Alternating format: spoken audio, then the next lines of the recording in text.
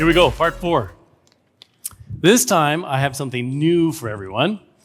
It's leveraging Liferay as a platform to serve a community of people who are dedicated to fitness and healthy living. And I have a special name for this platform. I call it an intranet. Imagine if I stood up here for 20 minutes and talked about an intranet to you guys. That would be so boring. No, we're going to do something way more fun than that. But before we get going, I want to start with a quote, as I normally do. And this one says, "Man cannot discover new oceans unless he has the courage to lose sight of the shore." Now, I really like this quote because I think it really speaks to the idea of venturing into the unknown and embracing risk and taking that leap of faith. And for me, in this modern age, software has become analogous to modern oceans, and Liferay is the raft that I use to explore new ideas. So, what's on deck for this year? Well, start with some introductions and a recap, since there were 3 previous ones, which I'm sure everyone here attended, of course. We're going to look at the new problem, what sparked my journey to try and solve this problem, the moment of panic I might have had when I proposed to do it for DevCon, and it was accepted, the build process.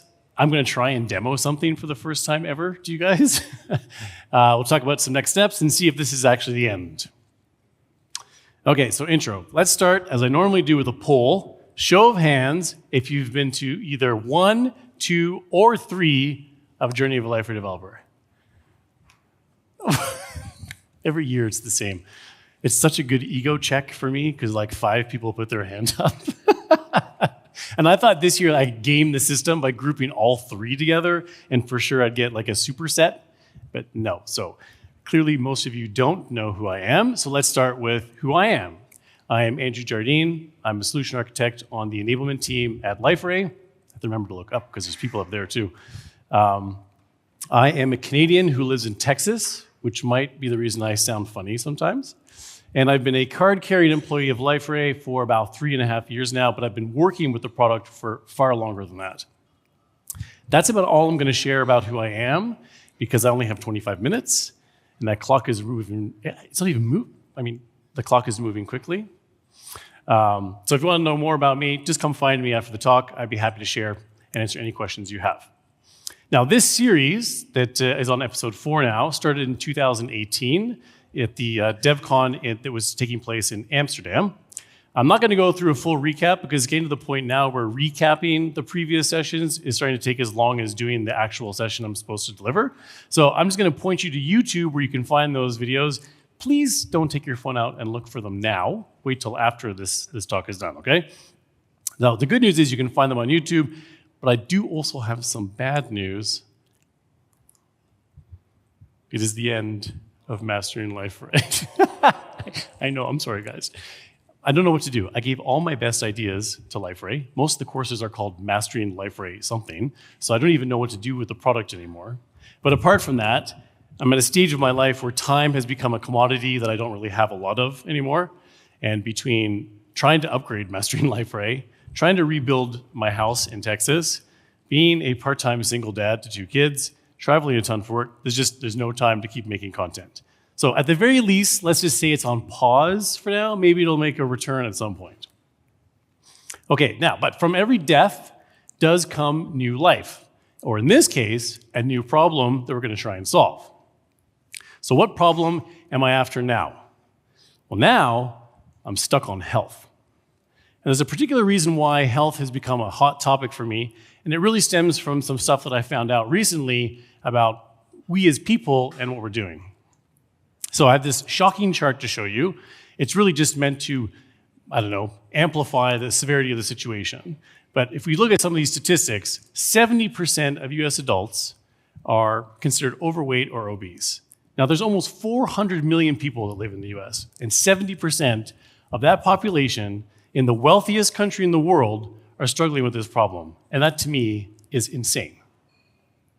If I look at my own home country a little bit north of the border, in less than half a century, the obesity rate has doubled. And it's bad enough that we're doing this to ourselves, but this problem is now starting to affect our children, which is something that really bothers me. Now, according to health experts, the weekly exercise guideline is actually just about 150 minutes. And I know that sounds like a lot, But if I were to ask you how much time do you spend watching Netflix, or how much time do you spend doom scrolling on social media, I'll bet you'd say 150 minutes a week minimum, if not 150 minutes a day. So it's actually not that hard to follow the guideline. How about this chart? This is showing how we've repurposed drugs, GLP-1 drugs specifically, and trying to use them as a weight loss mechanism. Now, I have asked ChatGPT to project this chart for me because it only has data going to 2024, and this is a very much a doomsday type scenario. But even if I look at the part of the chart that has specific data attached to it, the point is that the graph is trending in the wrong direction. And from my perspective, what I'm seeing is that people believe that pills can safely and effectively replace healthy living. Now, if I think about my car and I put a subpar fuel or an oil into it, if I stop driving it or I abuse it when I do drive it, what's going to happen to that machine? It's going to fall apart. Well, our bodies are machines too.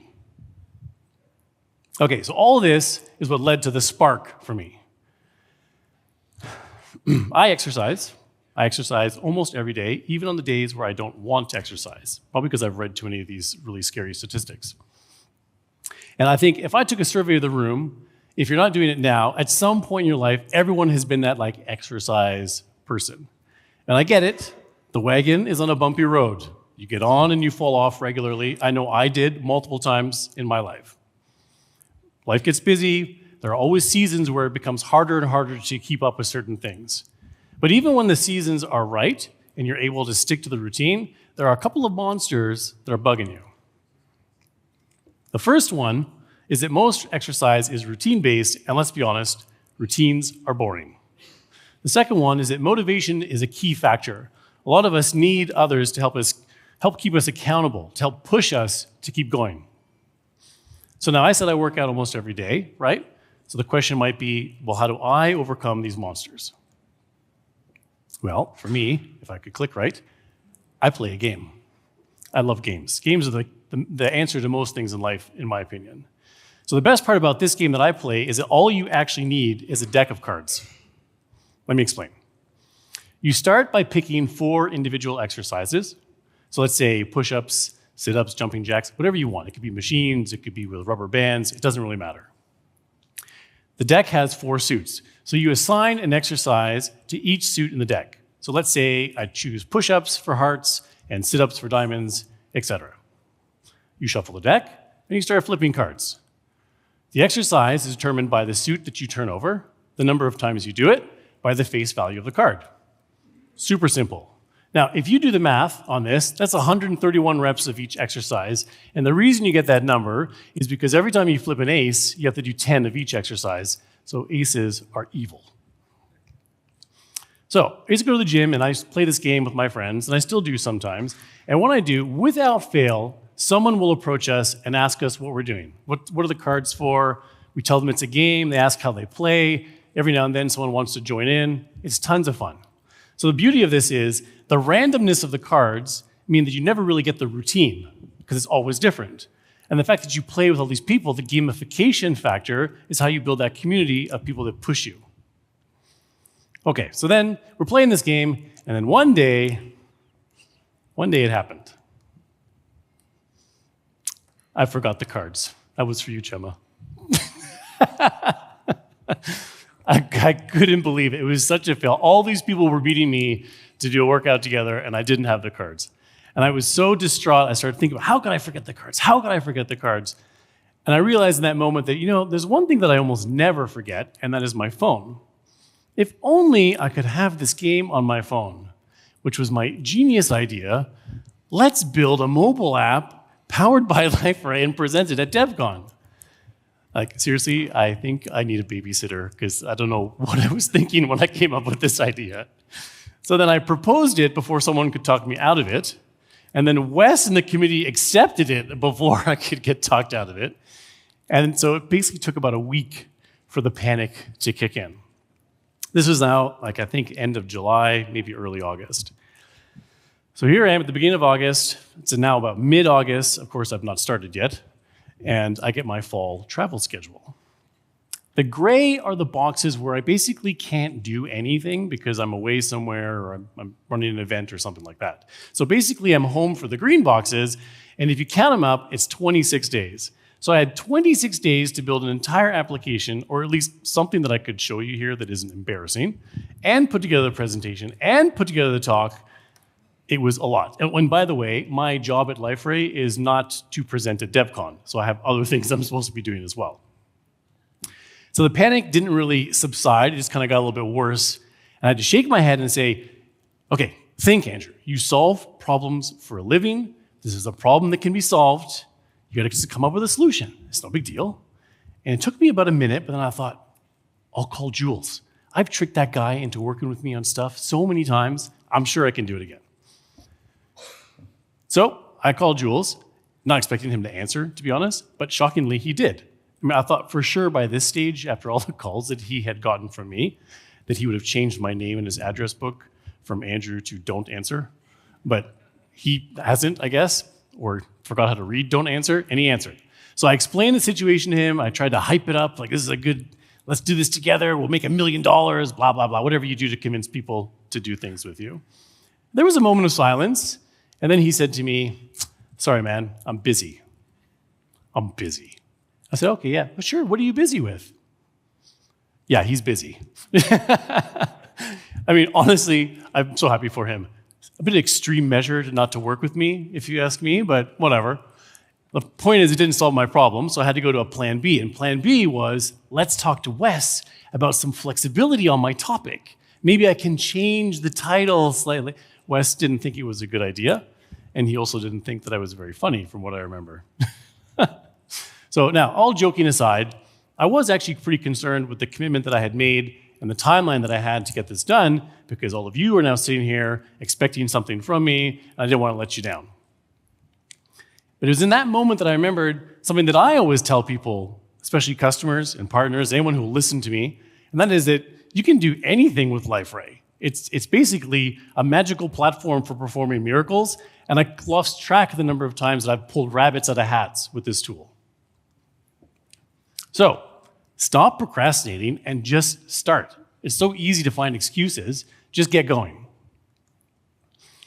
All right, so let's talk about the build. How do you start building something like this in like a week and a half? Well, I always start the same way. Blank sheet of paper, and I start writing down all the crazy ideas I have. I turn anything I can think of. Now, I actually have way more ideas than this that I've written down. It's just that this is like a 6-point font, and I got tired of making bullets on this slide, and I figured this kind of depicted enough.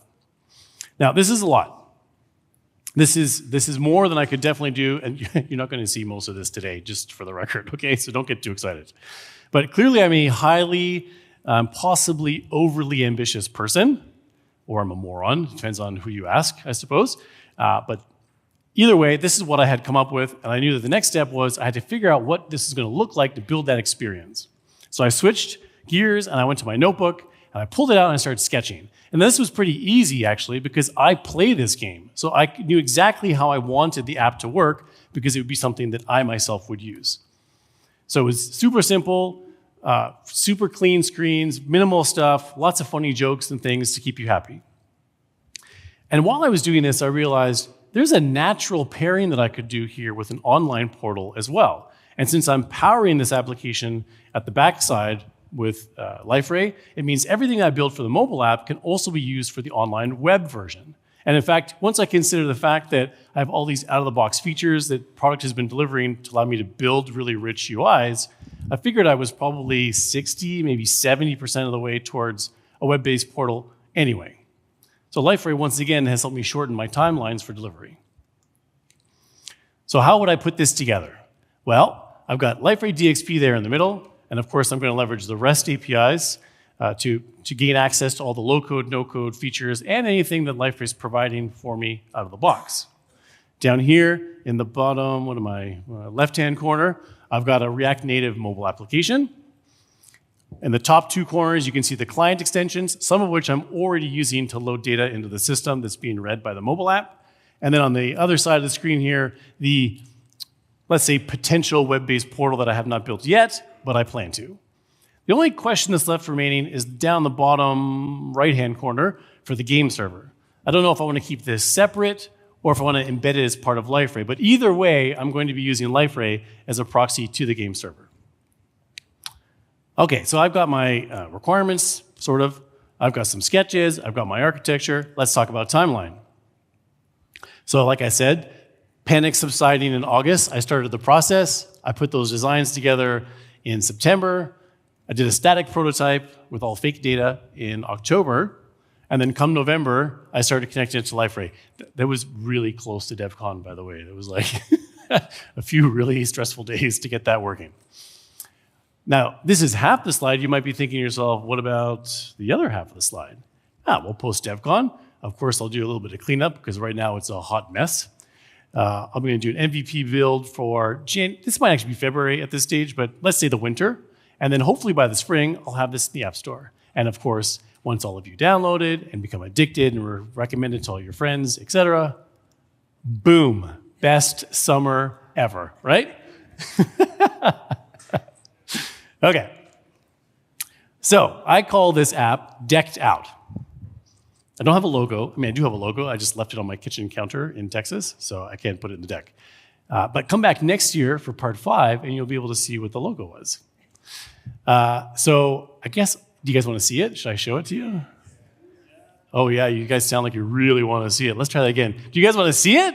Yeah. All right, that's better. That's better. Please don't fail me. Can you guys switch to my laptop for me?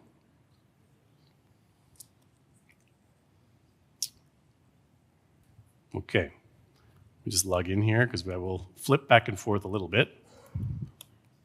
This is an emulator running, so you can see my iPhone 16 Plus.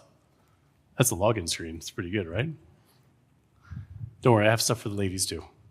Okay, I'm going to create a new account. It's pre-populated, so I don't have to type it all in. I'm a terrible typer. If you give it a second, a little confetti action. Let me hop over here. This is all using OAuth 2 and all the headless APIs and all that good stuff. And I'll go to my users. Hopefully I find myself, or this is going to be really anticlimactic. And here I am. I have a terrible username because it's randomly generated, but so my user was created.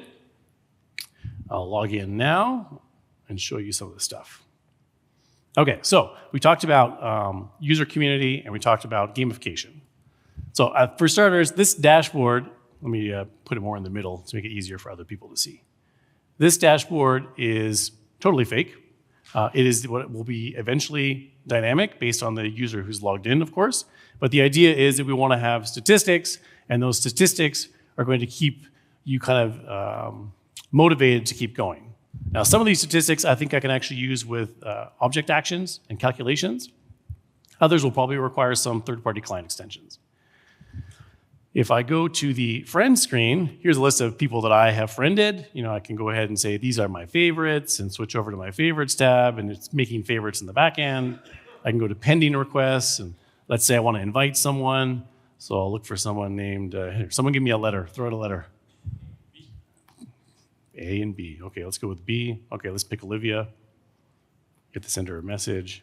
She probably won't accept with that message, but let's see. So she's now in the request. She's a pending friend. I have to accept first. So all that is being powered by Liferay. All these users are in Liferay. All my fake users, which I created, were done through a batch client extension. And with the help of ChatGPT, it's awesome for generating data, by the way. But what about the gamification piece? Well, I have events for one thing. So I also have a client extension that's put all these sample events into the system. So I had something to actually show you that was in test 1, test 2, test 3. You click through and you get to the details. This is going to look a lot prettier when I get a chance to visit it. But you can see all the different events that are available. And if you want to create your own, you can. You just give it a name. So let's call this one DevCon. And you can play by yourself or you can play with a group. So let's choose a group. And let's say we're going to do a group of 7 people, including yourself. Now, is this a public event so that anybody can join it? Or is it private, meaning you want to invite people? Let's choose invite only and make this exclusive. And now I have my players, and I can do the same thing where I can start to find people and invite them. So I don't know, let's just do a couple here, and we can skip the rest. Now, this is the part where you have to pick the exercises that you want to perform. So if I tap on this, it's giving me this modal, and all these exercises are being pulled from Liferay. This is basically an object or a series of objects that I've created that are storing this information. I can mark them as favorites. This part I haven't actually wired in yet, so if I come back here, it's not going to show as a favorite, but it will, so that if there are certain things you always want to do, you don't have to search for them every time. I can pick one, I can see the description for it, or I can say, let's use this one. Or I can use this link here, and let the system pick 4 random items for me and assign them to the suits. Now, once I'm done, it gives me a summary. Sorry, I can schedule it for a later date if I like. So let's do this. Let's leave it at 9 a.m. or whatever time it is. And then I haven't tried this for a while, so this might explode. But let's see. Hey, it worked. Nice. I'm a better programmer than I thought. Okay, so that's how you can schedule events. But what if you want to play right away? So you want to play right away, you tap on the play button. You don't have to go through that whole workflow, you just want to get to the game. So I'll choose some random exercises once again. Give it a second. And start the game. And now you have your game board. Now, parts of this are dynamics right now, and parts of it are still static. So at the very bottom there where you have the progress, that's your individual players running along the bar to see how far they are ahead or behind you. Because the idea actually behind this game is it's supposed to be a race. So we're all doing the same deck, but who can get to the finish first?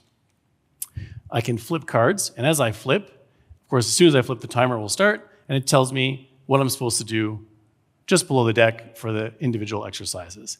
It will also have these statistics and the individual exercises that you're performing if you wanted to click through those things. I can pause the game if I need to go get a glass of water or just catch my breath, so on and so forth. You can quit the game. And many other things are coming. So I don't have that much built out right now, but all of this was done, honestly, within a couple of days, believe it or not, mostly because I was able to leverage Liferay for all the back-end piece.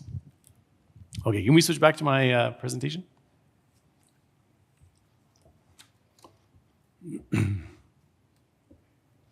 Do I have to do the power snatch first, or 5 times? I'm not doing 5 power snatches on stage at DevCon, sorry.